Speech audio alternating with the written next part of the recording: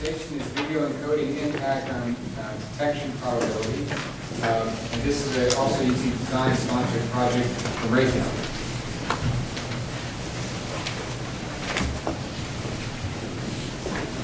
All right. Hi, my name is Daniel, and I work with Raytheon, as he said, on the project.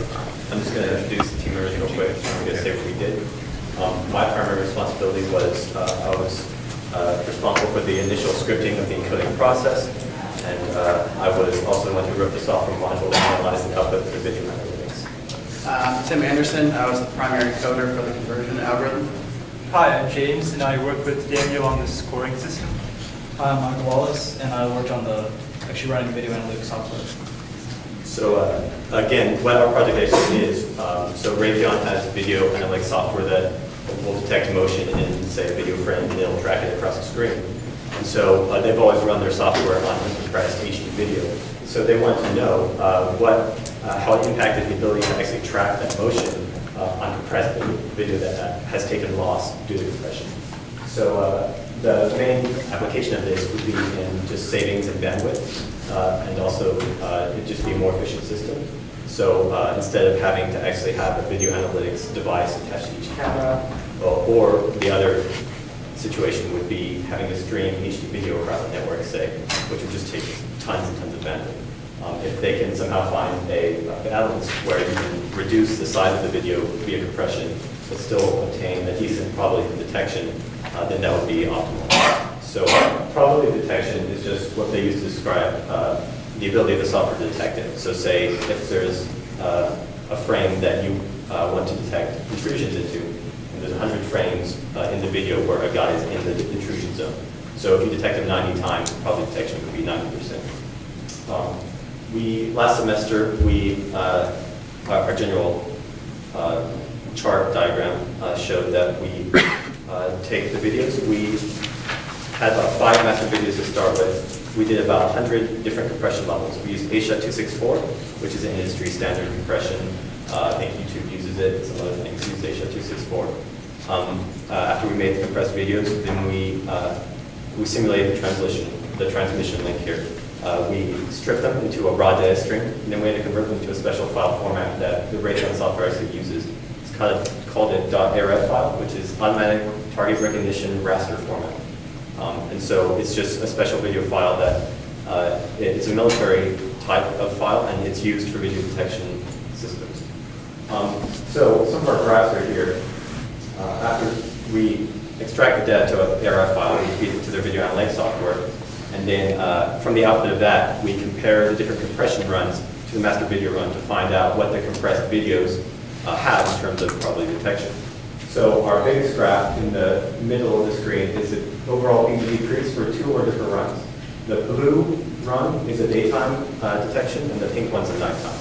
So as you can see, the daytime detection has a fairly linear decrease of probability detection, whereas the nighttime one stays fairly constant.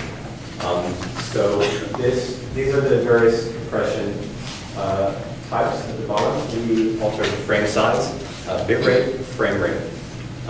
So the native resolution of our videos were 720p. In the bottom right, this graph shows the PD decrease for the native resolution, just altering bit rate and frame rate.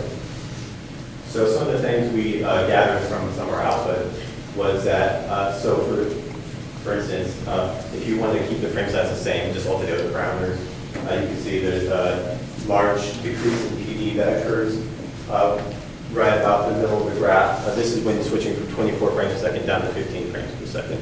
So for instance, for what we found, you wouldn't want to decrease a 720p video down below 24 frames per second, or else you incur a significantly greater PD loss than you would otherwise. At the bottom, we have an efficiency graph that shows the level of compression over the percent PD loss. So, for instance, our daytime detection actually had a much more efficient compression ability than the nighttime one did. So, the blue line shows that you get about 450 megabytes of compression for each percent PD loss.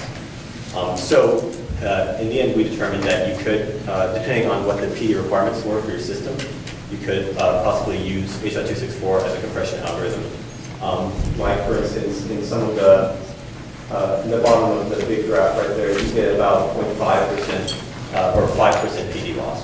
So if your system can handle missing 5% detections, then you can possibly use encoding to significantly reduce the amount of bandwidth. So that's our project. Are there any questions? We have time for maybe one or two questions.